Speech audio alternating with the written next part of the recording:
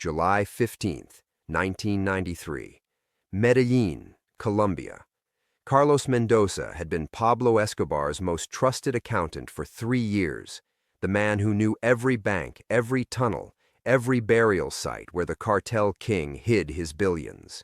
That's exactly why the DEA offered him immunity and a new life in exchange for one thing: Escobar's head on a platter. Carlos took the deal. He fed the Americans' intelligence for 6 months. He mapped safe houses, recorded conversations, photographed ledgers. On December 2, 1993, Pablo Escobar died on a rooftop in Medellin, gunned down by Colombian forces using Carlos's intel.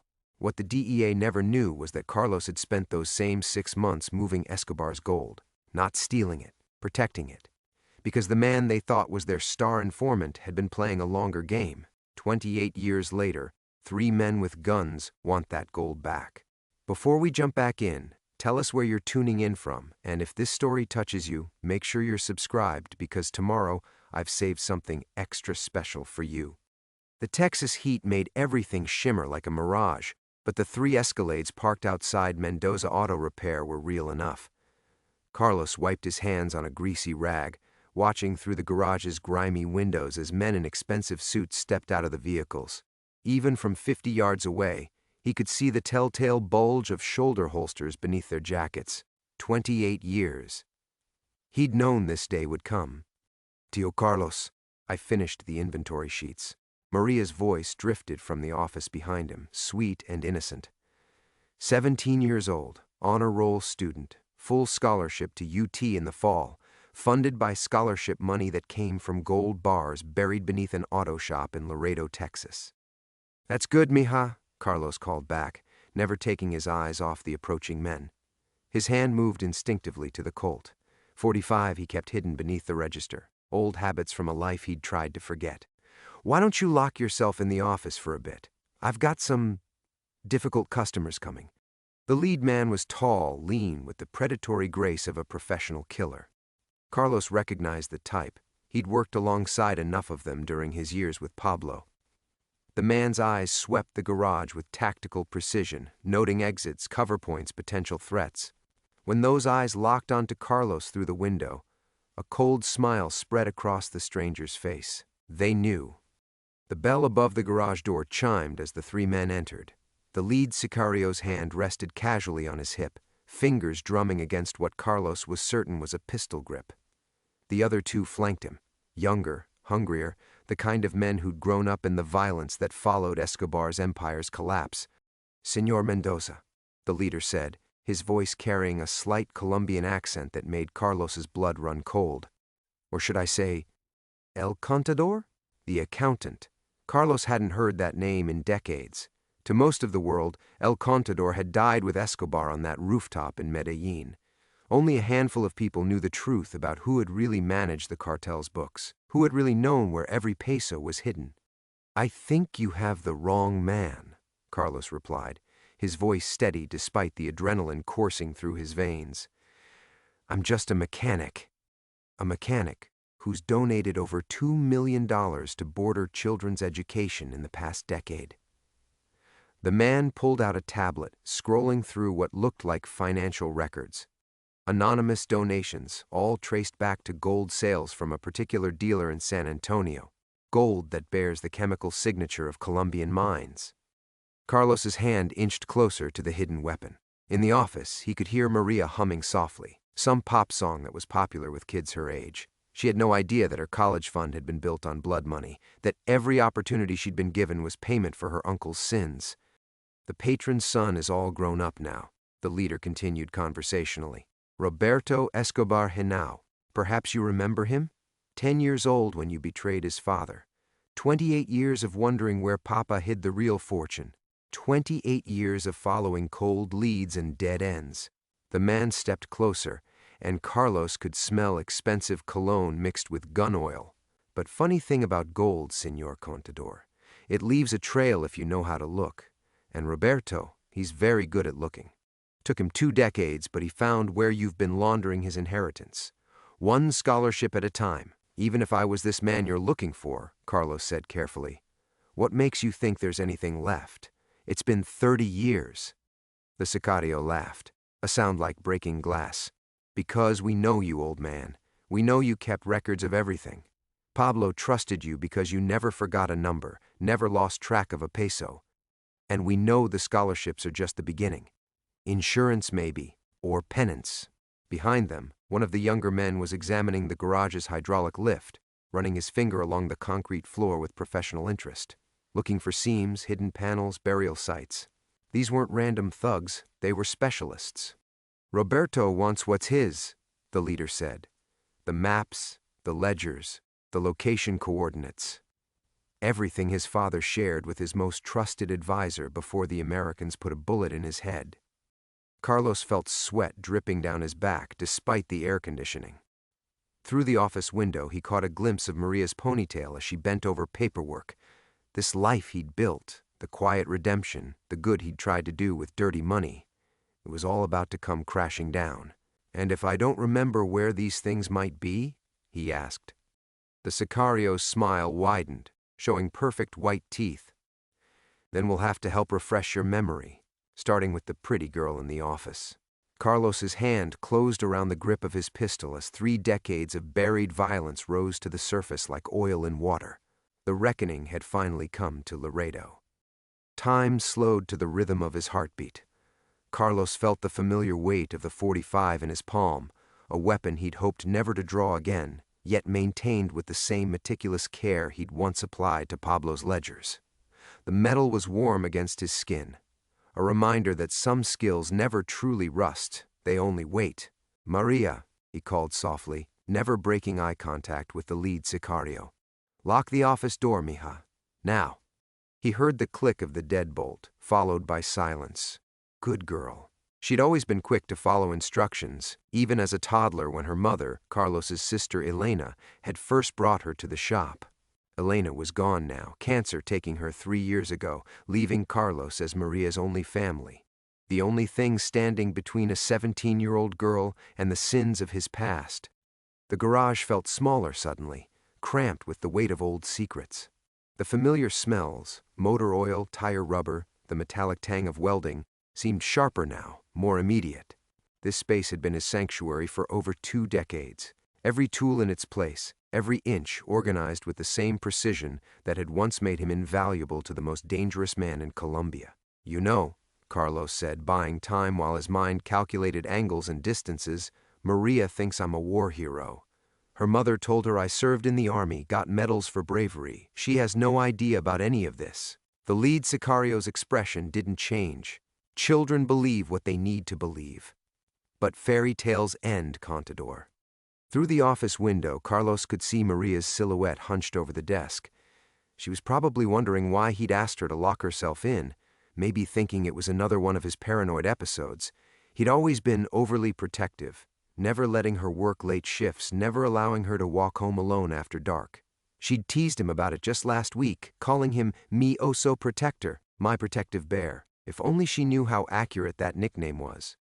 The garage bay doors were open to catch the evening breeze, but no relief came. The July heat hung like a wet blanket, making everything feel sluggish except his mind. That remained sharp, cataloging details with the same analytical precision that had kept him alive in Medellin's concrete labyrinth. 3 men. The leader, mid-40s, moved like former military or police. Probably worked private security before Roberto found him. The younger 2 were classic sicarios, all flash and violence, expensive gold chains visible beneath their open collars. They'd grown up in the aftermath of the cartel's golden age, trying to recreate something they'd never truly understood. The girl doesn't have to be part of this, Carlos said. She's innocent. Innocence is a luxury, the leader replied. Your niece has been spending blood money for years. Designer clothes, private tutoring, college prep courses. Nothing innocent about prosperity built on graves. Carlos thought about Maria's quinceañera 2 years ago. He'd hired a mariachi band, rented the church hall, bought her a dress that cost more than most families in the barrio made in a month. She'd looked so happy, so full of hope for the future. Every dollar had come from gold that had been payment for keeping secrets about murders, about missing persons who'd been fed to crocodiles in the Magdalena River, about mass graves hidden in Colombian mountains. But it had also bought textbooks for kids who couldn't afford them, scholarships for border children whose only crime was being born into poverty. Wasn't redemption possible? Couldn't dirty money be cleaned through good deeds? The answer stood in front of him, wearing expensive suits and carrying guns. Roberto's been patient, the sicario continued. But patience has its limits. His father's empire is legend now, but legends don't pay bills. The real fortune, the accounts in Switzerland, the buried caches, the offshore holdings, that's what we need, and you're going to help us find it. Carlos remembered the last time he'd seen Pablo alive. Not the official story about rooftops and gunfights, but the truth. A quiet conversation in a safe house, maps spread across a table, coordinates whispered like prayers. Pablo had known the end was coming, had prepared for it. The locations, the access codes, the network of dead drops and safety deposits, all of it entrusted to the one man he believed would take those secrets to the grave. Pablo had been wrong about many things, but not about Carlos's loyalty. Even turning informant hadn't broken that final trust. The DEA had gotten operational intelligence, enough to bring down the trafficking networks, but never the location of the real treasure. That secret had died with Pablo, buried so deep that Carlos sometimes wondered if he could find it again, even if he wanted to. A bead of sweat rolled down his spine as the office door creaked. Maria's shadow moved behind the frosted glass, probably pressing her ear to the door, trying to understand what was happening. The reckoning had indeed come to Laredo, and Carlos realized that 28 years of quiet penance were about to end in violence. The office phone rang. The shrill sound cut through the tension like a blade, making everyone freeze. Carlos's grip tightened on the .45 as the electronic pulse echoed off the garage's concrete walls. Once, twice, 3 times. The lead sicario raised his hand, a silent command to let it ring. His eyes never left Carlos's face, studying every micro-expression for tells. 4 rings, 5. Answer it, the man said softly. But remember, the girl is 3 feet away from you. 1 wrong word. Carlos nodded slowly, his free hand reaching for the extension mounted on the workbench. The caller ID showed a number he didn't recognize, but the area code made his blood freeze. Medellin, Colombia. Mendoza Auto Repair, he said, his voice steady despite the chaos in his chest. Carlos. The voice on the other end was older now, weathered by decades of cigarettes and stress, but unmistakable. It's been a long time, hermano. Detective Miguel Santos. Carlos's former partner from the Policía Nacional, the man who'd recruited him to work undercover with Escobar's organization. The man who was supposed to have died in a car bombing in Bogotá 15 years ago. The phone felt like ice in his hand. Miguel? Surprised to hear from a ghost? Santos's laugh was bitter. I've been keeping track of you, compadre. Nice life you've built. Very quiet. Very generous. The lead sicario leaned closer, trying to catch pieces of the conversation. Carlos turned slightly, shielding the phone while keeping his weapon ready. How is this possible? Carlos whispered. The reports said what they needed to say, just like they said El Contador died with Pablo. Santos paused, and Carlos could hear traffic in the background, the distant sound of Colombian merengue from a radio. But some secrets are too valuable to stay buried, aren't they? Carlos's mind raced. If Miguel was alive, if he'd been alive all these years, that changed everything. Miguel was the only person who knew the complete truth about Carlos's role with Escobar, the only one who could confirm that the gold wasn't stolen, that it had been payment for something far more valuable than money laundering. What do you want? Carlos asked. Want? Miguel's voice carried a note of amusement. I want what I've always wanted, hermano. Justice, closure, the chance to finish what we started 30 years ago. Through the office window, Carlos saw Maria stand up from the desk. She was looking toward the phone, concern creasing her young face. She'd never heard him speak Spanish with such fear in his voice. You see, Miguel continued, Roberto Escobar isn't the only one who's been looking for his father's fortune. There are others. Others who remember what really happened in those final months. Others who know that Pablo's most trusted advisor didn't betray him. He completed the greatest financial disappearing act in criminal history. The garage seemed to tilt around Carlos. The sicarios were watching him with renewed interest, sensing that this wasn't an ordinary business call. The leader pulled out his own phone, probably texting updates to Roberto. The Swiss accounts were never closed, Miguel said. The offshore shells were never dissolved. The safety deposit boxes in Panama, the real estate in Belize, the gold reserves in Costa Rica, all of it's still there, waiting, growing, compounding, 30 years of interest on $1 billion empire. Carlos felt his knees go weak. He'd always assumed the authorities had eventually tracked down and seized Pablo's hidden assets. The gold bars buried beneath his shop, a relatively small fortune, maybe 50 million at current prices. He'd believed that was all that remained. How much? He whispered. Conservative estimate, 4 billion. Maybe 5. Miguel's voice was steady, professional. Enough to destabilize governments. Enough to rebuild the cartel from the ground up. Enough to make Roberto Escobar the most powerful man in South America. The lead sicario stepped closer, close enough that Carlos could smell his cologne again. "Who is it?" the man demanded. Carlos covered the phone's mouthpiece. "Wrong number." "Carlos," Miguel's voice crackled through the speaker. "You need to listen carefully. Roberto's men, they're not there to negotiate. They're there to extract information and eliminate witnesses. All witnesses." Through the office glass, Maria was now standing at the door, her hand on the deadbolt. She'd heard enough to know something was desperately wrong. "But here's what they don't know," Miguel continued. "Here's what nobody knows except you and me. Pablo gave you more than account numbers and burial sites. He gave you the one thing that makes all that money worthless without you." Carlos's mouth went dry. "The authentication codes, biometric locks, voice recognition protocols, retinal scans tied to your DNA. Pablo was paranoid, remember? He designed a system where the money could only be accessed by the man he trusted most. His insurance policy against betrayal." The phone felt like it weighed 1,000 pounds. 30 years of believing he was protecting a finite treasure and now learning he was the key to an empire that multiple parties would kill for. Miguel's voice dropped to a whisper. "The question is, hermano, are you ready to run again?" The past had just shattered Carlos's carefully constructed present, and there was no going back. Carlos's hand trembled as he slowly placed the phone back in its cradle. The silence that followed felt explosive, charged with the weight of revelations that had just torn his world apart.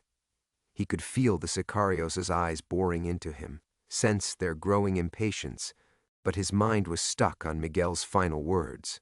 Ready to run again? He wasn't ready for anything. 28 years of carefully constructed normalcy had just evaporated in a 5-minute phone call. The man he'd mourned as dead was alive. The small fortune he'd been slowly giving away was apparently pocket change compared to an empire that still existed, locked away behind biometric barriers he'd forgotten he possessed. "Wrong number, you said?" The lead sicario's voice carried a dangerous edge. Funny how wrong numbers make a man go pale. Carlos forced his breathing to steady, falling back on training he'd hoped never to use again. "Stay calm, control the information, never let them see how much they've rattled you." But his hands were shaking now, and there was no hiding it. "Telemarketer," he managed, very persistent. The younger sicarios exchanged glances. They weren't buying it either. The one examining the hydraulic lift straightened up, his attention now fully focused on Carlos. The third man had moved closer to the office door, positioning himself between Maria and any potential escape route. Through the frosted glass, Carlos could see his niece pacing. She was smart, too smart. She'd probably already figured out that these weren't customers, that something was terribly wrong, but she had no idea how wrong, no idea that her uncle wasn't just some paranoid ex-soldier, but a man whose past could get them both killed. "You know what I think?" the leader said, pulling out a cigarette and lighting it despite the no-smoking signs plastered around the garage. "I think that was a very interesting conversation. I think maybe we need to have a deeper discussion about your telemarketer friends." Carlos tried to process what Miguel had told him. Biometric locks, voice recognition, retinal scans tied to his DNA. He remembered Pablo's obsession with technology in those final months. The parade of Swiss bankers and security specialists who'd visited the compound. He'd assumed it was standard money laundering infrastructure.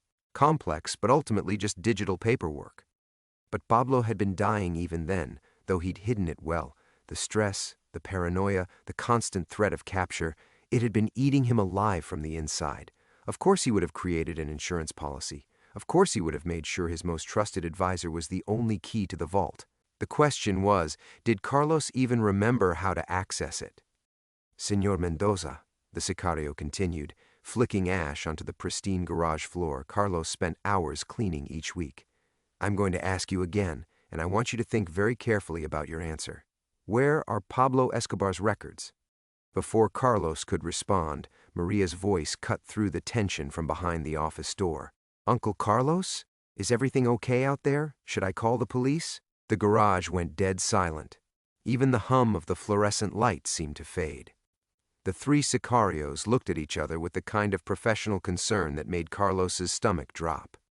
They hadn't expected a witness who might have already called for help. Tell her everything's fine, the leader said quietly, his hand now visibly resting on his pistol. Tell her you're just conducting business and she should stay quiet. Carlos stepped closer to the office door, acutely aware that 3 guns were now tracking his movement. Maria, mija, everything's fine. Just some customers with car trouble. Why don't you put on your headphones and finish your homework? Are you sure? You sound weird. Because my dead partner just called to tell me I'm sitting on top of a $4 billion empire while 3 killers are threatening to torture my teenage niece for information. I'm not even sure I still possess. I'm sure, sweetheart. Just stay put for a few more minutes. He heard her footsteps retreat from the door, but knew she wouldn't be putting on headphones. Maria had inherited the family's stubborn streak. She'd be listening, trying to piece together what was happening, maybe even figuring out a way to help. The thought terrified him, more than the guns pointed at his back. When he turned around, the lead sicario was studying him with renewed interest. 28 years, the man said thoughtfully. Long time to keep secrets. Long time to pretend to be someone else. But you know what they say about the past, Contador? Carlos waited.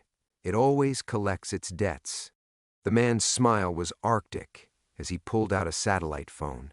Expensive, encrypted, the kind of device that meant serious money and serious consequences.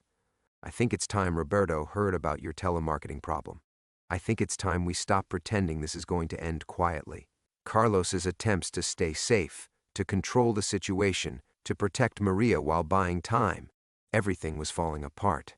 The careful walls he'd built around his new life were crumbling, and he could feel the violent current of his past rushing back in to fill the void. The satellite phone's soft beeping filled the garage like a countdown timer. Carlos watched helplessly as the lead sicario punched in numbers, each electronic tone another nail in the coffin of his carefully constructed life. 28 years of distance from Colombia, and now Roberto Escobar would know exactly where to find him within minutes. Roberto, the sicario said when the call connected, his voice carrying the deference of a subordinate, reporting to absolute authority. We found him. Yes, confirmed. El Contador is alive and well in Texas. Carlos closed his eyes, feeling the weight of inevitability settle on his shoulders like a lead blanket. In his mind, he could see the chain reaction already beginning. Encrypted messages flying across continents, resources mobilizing, the full machinery of a rebuilt cartel turning its attention toward a small auto repair shop in Laredo. But it was Miguel's revelation that truly made his hands shake. $4 billion, $4 billion. And he was the only living key. The sicario's voice continued in the background, a mixture of Spanish and code words that Carlos recognized from the old days. Location confirmed, target secured, awaiting further instructions. The professional efficiency of it reminded him of other phone calls, other operations, when he'd been the one coordinating movements of money and men across international borders. That was the cost of his silence, wasn't it? Not just the lives lost during his years with Pablo, but the lives that continued to be lost because that empire had never truly died. Every scholarship he'd funded with blood money, every good deed performed with gold forged in violence, it had all been a fantasy. The real treasure had been growing, compounding, waiting to fund a resurrection that would dwarf Pablo's original reign of terror. Through the office window, he caught a glimpse of Maria's college acceptance letter still taped to the wall. University of Texas, full scholarship. Her ticket to a life far from the border's violence and poverty. The scholarship application had asked about family military service. She'd written proudly about her uncle, the war hero, the decorated soldier who'd taught her about courage and sacrifice. If she only knew that every lesson he'd taught her about right and wrong had been delivered by hands stained with more blood than most soldiers ever saw. The sicario ended his call and turned back to Carlos with renewed intensity. Roberto sends his regards. He also sends new instructions. The man's smile held no warmth. He's particularly interested in your recent conversations with dead men. Carlos's heart stopped. They'd been monitoring the phone line. Of course they had. Professionals would have been watching all his communications for weeks, maybe months. Miguel's call hadn't been a surprise intervention. It had been an expected development in a game Carlos was only beginning to understand. You see, Contador, your former partner has been very busy since his supposed death, building alliances, making promises, selling information about Pablo's true legacy to interested parties across 3 continents. The sicario lit another cigarette. But information without access codes is just expensive rumors. You, however, you're the difference between rumors and reality. The garage suddenly felt smaller, the walls pressing in. Carlos realized he wasn't just hiding from Roberto Escobar's vengeance. He was sitting at the center of an international treasure hunt that had been building momentum for decades. The Swiss bankers Miguel had mentioned, the offshore shells that had never been dissolved, the safety deposit boxes in Panama that were probably being monitored by intelligence agencies from half a dozen countries, his quiet penance, his anonymous charity, his desperate attempt to balance the scales of cosmic justice. It had all been meaningless, worse than meaningless. It had been naive. The girl, one of the younger sicarios said suddenly, nodding toward the office. She could be useful. Insurance. Carlos felt something dark and primal surge through his chest. No. The leader raised an eyebrow. I don't think you understand your situation here, Contador. You're not negotiating. You're not in control. You're a resource that needs to be extracted and utilized. From behind the office door, Carlos heard the distinctive sound of Maria's phone buzzing. Text messages, probably from friends wondering where she was. Normal teenage concerns that belonged to a world that was rapidly disappearing. She had no idea that her beloved uncle had just become the most wanted man in the Western Hemisphere. The lead sicario checked his watch, then looked toward the open garage doors where the Texas evening was finally beginning to cool. Roberto will be here in 6 hours. He's bringing specialists, people very good at helping men remember things they thought they'd forgotten. Biometric access codes, for instance. Carlos thought about the last time he'd seen Pablo alive, really alive, not the public figure but the private man.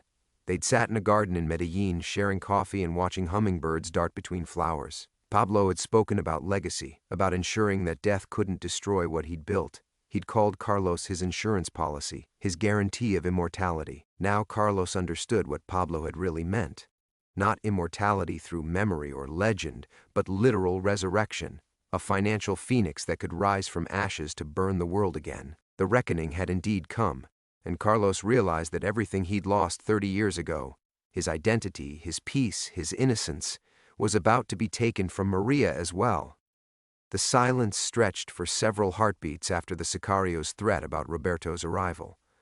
Carlos stood frozen, processing the impossible mathematics of his situation. 6 hours until torture specialists arrived. $4 billion in assets he couldn't remember how to access, and a dead partner who'd apparently been orchestrating this moment for decades. Then Maria's voice cut through his paralysis like a blade through silk. Uncle Carlos? She was standing in the office doorway now, having quietly opened the door during his conversation. These men aren't here about cars, are they? The 3 sicarios turned toward her with predatory interest, but Carlos barely noticed. What stopped his heart was the look in Maria's eyes, not fear, but recognition. The same calculating assessment he'd seen her make when solving complex equations or dissecting historical events for her AP classes. She was studying the situation with an analytical precision that reminded him of someone else entirely, someone he'd tried very hard to forget. Maria, go back inside. You know, it's funny, she said, stepping fully into the garage despite his warning. I was doing research for my college essay about family military service, and I found something interesting in the public records database. The lead sicario glanced between Carlos and Maria with growing confusion, but Carlos felt his world tilting on its axis. No, she couldn't have. There's no record of a Carlos Mendoza serving in the Army Rangers during the time frame you always told me about. Maria's voice was steady, mature beyond her 18 years. But there is a record of a Carlos Mendoza who worked for the DEA. A Carlos Mendoza who was declared dead in Colombia in 1995, along with his partner Miguel Santos. The garage went dead silent. Even the sicarios seemed frozen by this unexpected development. The weird thing is, Maria continued, that same Carlos Mendoza was mentioned in several classified documents that got declassified last year. Documents about Operation Green Ice, about Pablo Escobar's money laundering network, about an undercover agent who went so deep into the cartel that he essentially became one of them. Carlos felt his knees go weak. Maria! But here's what really confused me, Uncle Carlos. She emphasized his name like it was a question rather than a statement. The declassified files say that Carlos Mendoza wasn't just undercover. They say he turned. They say he betrayed his partner and helped Pablo Escobar hide his fortune before disappearing with a significant portion of it. The lead sicario was staring at Maria with something approaching respect. Smart girl. Very smart, Maria agreed. Smart enough to figure out that my beloved uncle, the man who taught me about honor and sacrifice, has been lying to me my entire life. Carlos opened his mouth to speak, but no words came. 28 years of carefully constructed explanations, and his teenage niece had unraveled them with a college application essay. The question is, Maria said, her eyes never leaving Carlos's face, what else have you been lying about? Because these gentlemen don't look like they're here to discuss ancient history. The lead sicario laughed, actually laughed. Roberto is going to love this. The great contador, undone by family research. He looked at Maria with new interest. Tell me, young lady, what else did your research reveal? Enough to know that Uncle Carlos isn't the victim here. Maria's voice carried a coldness that made Carlos's blood freeze. Enough to know that Pablo Escobar's money launderer has been hiding in plain sight for 3 decades, using cartel gold to play the generous benefactor. Maria, you don't understand. I understand perfectly. She turned to the sicarios. How much is the information worth to you? Carlos felt the floor drop out from under him. This wasn't possible. Not Maria. Not his innocent, brilliant, idealistic niece who'd spent years writing thank you letters to the anonymous donor funding her education. What are you saying? Carlos whispered. I'm saying that I've known who you really are for 6 months. I'm saying that I've been in contact with certain interested parties about your location and activities. Maria's smile was ice-cold perfection. I'm saying that Uncle Carlos the war hero was a beautiful story, but Miguel Santos pays better than college scholarship funds. The lead sicario was grinning now. Miguel said you had excellent intelligence, but he didn't mention you were family. Miguel said a lot of things. Maria pulled out her phone, not to check messages but to send one, including that Carlos would never suspect his own niece of running a long-term surveillance operation. Carlos felt everything he'd believed about himself, about his life, about his penance, shatter like glass, the scholarship money, the careful distance he'd maintained from Maria's daily life, the trust he'd built with the only family he had left. All of it had been a lie. All of it had been designed to keep him isolated, predictable, accessible. 20 years, Maria said softly. 20 years of reports about your habits, your guilt, your pathetic attempts at redemption. Did you really think Pablo Escobar's insurance policy would be left unguarded? The words hung in the air like smoke from a funeral pyre. Carlos stared at the girl he'd raised, the child he'd taught to ride a bicycle and helped with calculus homework, searching desperately for some trace of the Maria he thought he knew. But those eyes, cold, calculating, professionally detached, belonged to someone else entirely. You were 17 when this started, he whispered, the timeline clicking into place with sickening clarity. Just 17. 16, actually. Maria's smile held no warmth. Miguel approached me through a scholarship foundation. Said my uncle was a person of interest in an old case, that I could help my country by keeping an eye on his activities. Very patriotic. Very noble. She laughed, a sound like breaking glass. Amazing how easy it is to manipulate someone when you tell them they're the hero of the story. Carlos remembered that day, Maria bursting into the garage with her acceptance letter, tears of joy streaming down her face as she talked about her full ride to UT. He'd been so proud, so relieved that she'd escaped the cycle of poverty that trapped so many border kids. All the while, she'd been reporting his every move to a dead man who'd been playing a 30-year game of chess. The thank you letters, he said, the pieces falling together. The ones you wrote to your anonymous benefactor. Miguel loved those. Said they showed remarkable emotional intelligence for someone so young. Said I had a real talent for making people believe what they needed to believe. The lead sicario was watching this family reunion with obvious amusement, but Carlos caught something else in his expression, a flicker of unease. Even professional killers had limits, and watching a teenage girl dissect her uncle's life with surgical precision was clearly testing those boundaries. The garage security system, Carlos continued, his voice hollow. You convinced me to upgrade it last year. Camera feeds go straight to Miguel's people. Audio too. They've been recording every conversation, every phone call, every moment of your pathetic guilt spiral. Maria tilted her head. Did you know you talk in your sleep sometimes? Interesting things. Names, dates, account numbers you thought you'd forgotten. Carlos felt bile rise in his throat. His own bedroom, the one place he'd felt safe enough to let his guard down, to wrestle with the nightmares that had haunted him for decades. Even his dreams had been weaponized against him. The college visits, he whispered. All those weekends you were supposedly touring campuses. Strategy sessions, planning meetings. Miguel's very thorough. Wanted to understand every aspect of your psychology before making his move. She checked her phone again. He'll be here soon, by the way.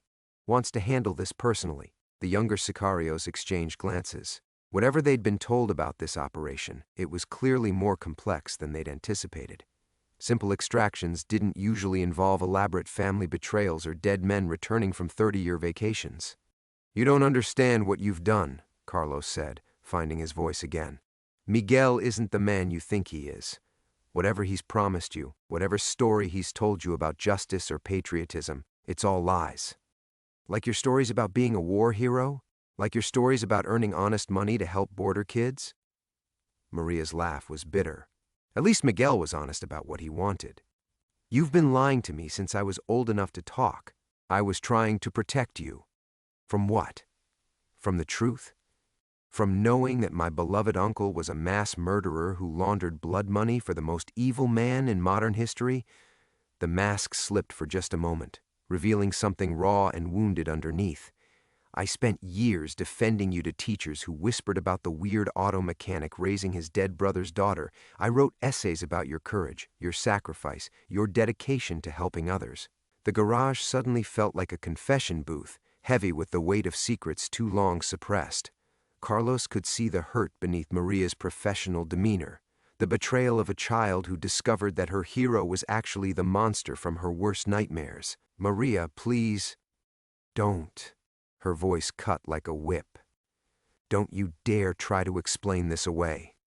Don't tell me about circumstances or impossible choices or doing what you had to do. I've read the files. I know what you did to Miguel. I know about the families you helped destroy. I know about every single life Pablo Escobar took while you helped him hide his money. The lead sicario's radio crackled with an incoming message. Carlos couldn't make out the words, but the man's expression shifted from amusement to something more focused, more dangerous. Time was running out, but as Carlos looked at Maria, really looked at her, past the betrayal and the anger and the professional coldness, he finally understood the truth that would change everything. She wasn't working for Miguel Santos. She was working for someone much, much worse. The realization hit Carlos like a physical blow.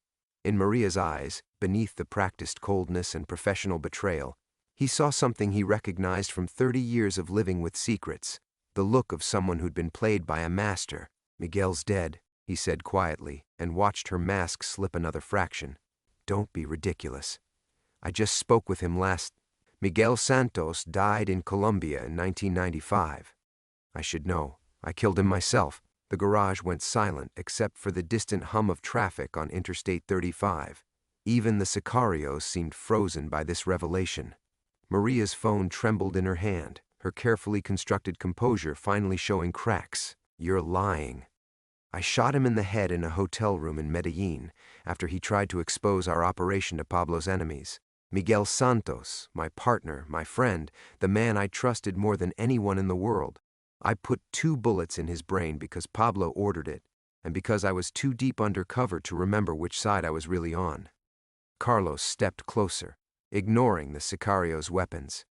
Whoever's been talking to you, whoever's been feeding you information and promises, it isn't Miguel. Miguel's been dead for 30 years, and I've been carrying that weight every single day since. Maria's professional facade was crumbling now, revealing the frightened teenager underneath. But the files, the documents, can be forged. Classified materials can be fabricated. Dead men can be impersonated by people with resources and patience. Carlos looked at the lead sicario. Isn't that right? Your boss isn't Roberto Escobar either, is he? The sicario's amusement had vanished entirely. You're smarter than Miguel said you were. Miguel never said anything about me, because Miguel's been dead since Bill Clinton was president. Carlos felt pieces clicking into place with terrifying clarity. But I know who's really behind this. I know who's been patient enough to run a 30-year operation, who's been smart enough to use a dead man's identity to manipulate a teenage girl into betraying her only family. The truth was monstrous in its elegant simplicity. Pablo's still alive, Carlos whispered. Maria's phone slipped from her fingers and clattered on the concrete floor. The sicarios' expressions confirmed what Carlos already knew. They weren't working for Roberto Escobar or Miguel Santos or any of the obvious suspects. They were working for the only man cunning enough to fake his own death and spend 3 decades orchestrating his return. Impossible, Maria breathed. Pablo Escobar was killed in 1993.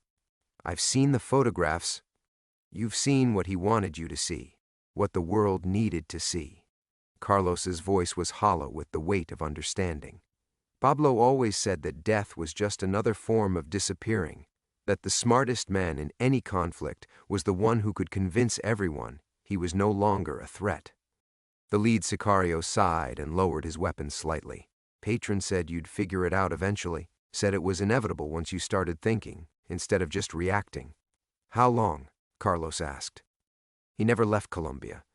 The body in Medellin was a double, good enough to fool the authorities, but Pablo was already on a boat to Brazil before the news cameras arrived. The sicario checked his watch.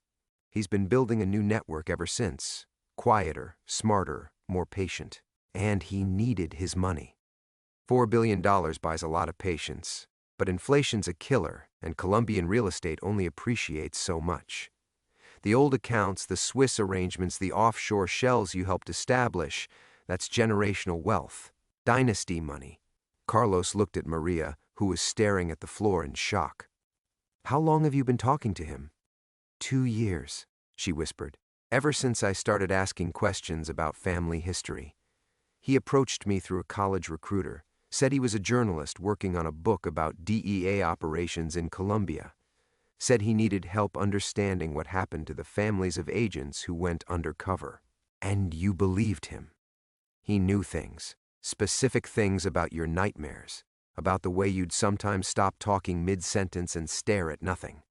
He showed me documents, recordings, proof that you'd been lying about everything.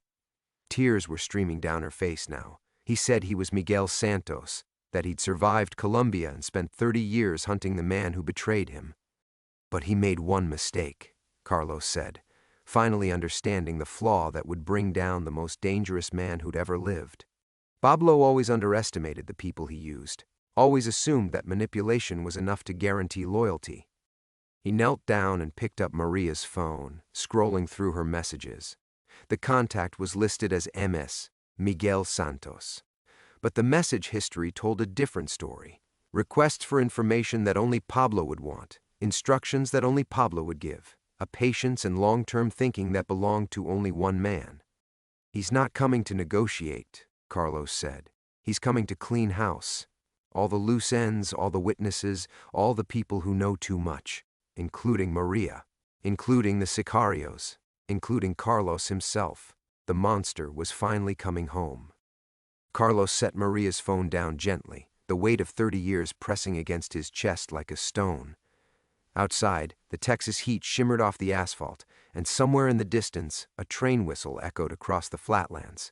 The same lonesome sound that had greeted him when he'd first arrived in Laredo, broken and hollow, carrying nothing but guilt and a duffel bag full of blood money.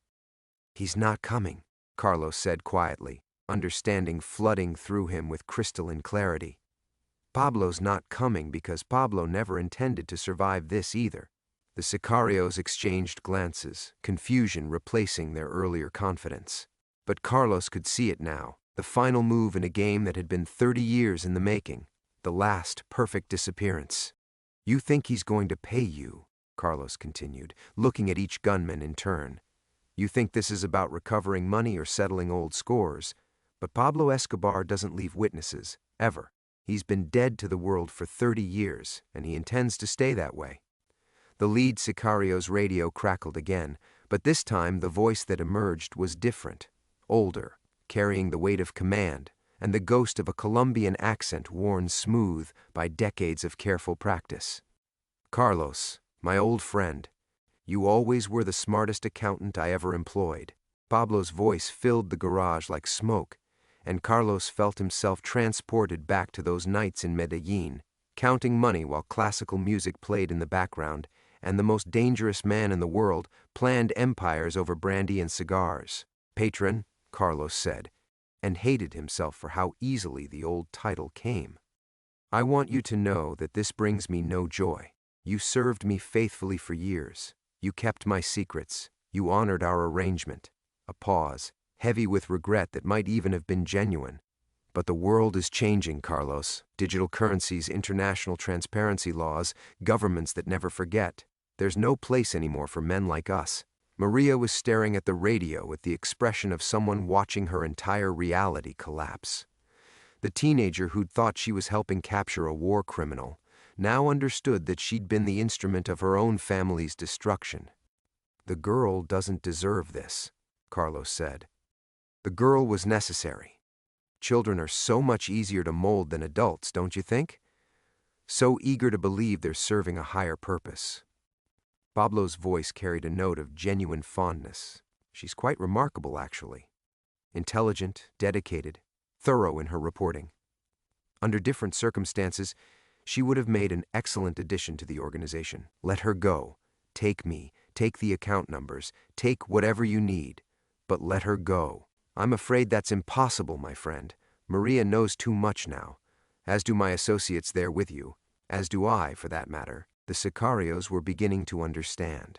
Their confidence evaporated as they realized they weren't extraction specialists.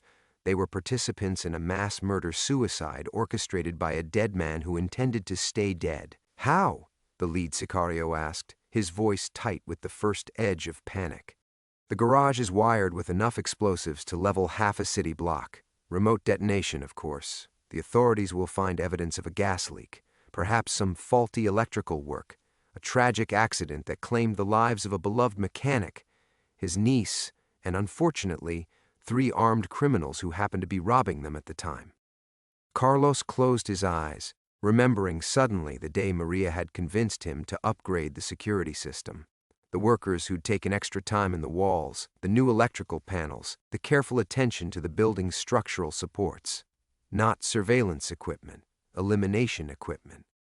"Pablo," Carlos said, his voice steady despite everything, "before you do this, I need you to know something. The money you're looking for, the accounts I managed, I spent it all. Silence on the radio, heavy and dangerous. Every dollar, every euro, every gold bar and Swiss franc. 20 years of scholarships, medical bills for families who couldn't afford treatment, legal fees for immigrants fighting deportation. Your dynasty money bought a better life for thousands of kids who'll never know where it came from." When Pablo's voice returned, it carried a note of something that might have been admiration. "You magnificent fool.